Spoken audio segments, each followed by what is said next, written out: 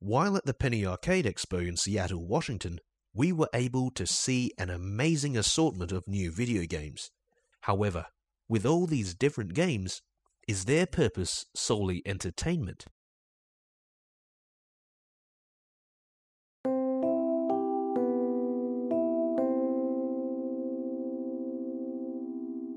Video games are such a vast medium, but their territory has yet to be fully explored for spreading environmental concepts. A number of people in the environmental movement, and certainly parents, that shy away from video games because quite often they associate video games with their kids sitting indoors for 4 or 5 hours or longer at a time and not getting outdoors and not socializing with people. But it's a little bit like saying that movies are evil. It's easy to say that TV is evil, and yet if you moderate, you watch TV in moderation. There's some really interesting stuff on TV, and there's really interesting movies out there. And games, I think, actually are a much more powerful art form than either of these, because it's in an interactive art form, and one that includes writing and story and characters and art and music and thought processes. The player actually has to think while they're playing these games. Pocketwatch is a developer of video games on animals and their environment, designed to be highly entertaining but integrally educational, teaching strong environmental ideas and values while you manage beautiful ecosystems. Andy Schatz, founder and sole full-time employee of the company, is trying to open up a new space that merges gaming, wildlife, conservation, and education. Pocketwatch's latest game is Venture Arctic. In it, you're able to control the forces of nature to impact the ecosystem. Combined with an Inuit lore-inspired story, the player is able to experiment with the weather and mass extinction in order to see how animal relationships change. When you read something from a book and you read about animal behaviors and things like that, you're not actually learning about how scientists will go about actually discovering things about the animals. And I think that there's really a lot to be said for going out in nature and actually just sort of sitting there and observing animals. And that, to me, is one of the most valuable aspects of the game. That it's the starting point for an education, and it's also a way to teach kids about, okay, try and analyze what it is and why it is that an animal is doing what it's doing. And I think that that's extremely valuable. I think it's something that you can't really learn from books.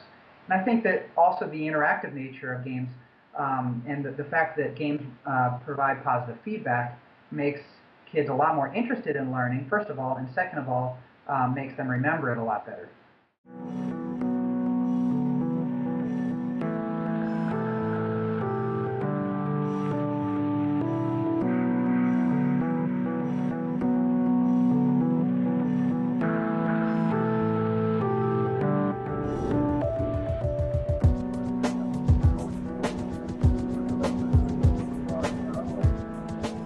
While not a true video game, Second Life and other virtual worlds are still an interactive medium that allows each user to design their own game inside its open virtual space, whether it be socializing, selling, marketing, or helping to spread information. Since its creation, Second Life has gone through numerous updates, user creations, and trends. A year ago, 2 years ago, I think, was when we had a wave of businesses coming in, setting up Sims, trying to construct a place in Second Life. That very often were very poor attempts at copying their real-life business model. That was the era 2 years ago to a year ago. I think we're moving into another era, though, where we're seeing a different group of people move in and try to find a use for Second Life, which is the era of the educator. And the educational model that will emerge is not going to be an online classroom. Normal distance learning doesn't get us engaged in community. Normal distance learning You're slotted into your computer screen. You're interacting with, at best, the instructor on the other end. Michael Nezen, or user Watts Larson, attempts to solve a major problem with using Second Life by allowing its residents to offset the electricity used to power the servers that run each virtual island with his Green Island project. The Green Island project is an attempt to bring renewable energy credit into Second Life and have an impact on the real world. And consequently know that even if the environment you are operating in is not necessarily green, there is green generation out there in the world that matches the electricity that your avatar is using. It's suggested that the average avatar uses roughly the same amount of electricity a year as the average Brazilian. So, we are having a significant impact on the electrical load in the nation by operating these virtual worlds. And I think that there really is a strong case that you can make for cleaning up your Energy Act.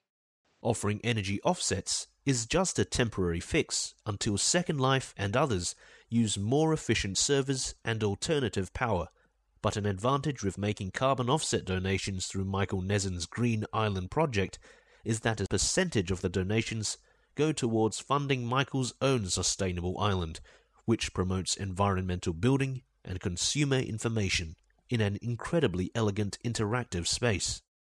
We take a keystone markup on those green tags. You could go directly to Bonneville Environmental Foundation and buy green tags yourself, and I encourage that.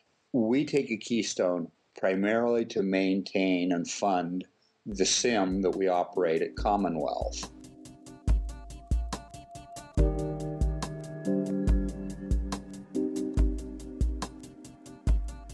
I think that Second Life can be one of many tools that helps give other people that insight that there's something beyond ourselves that's worth preserving.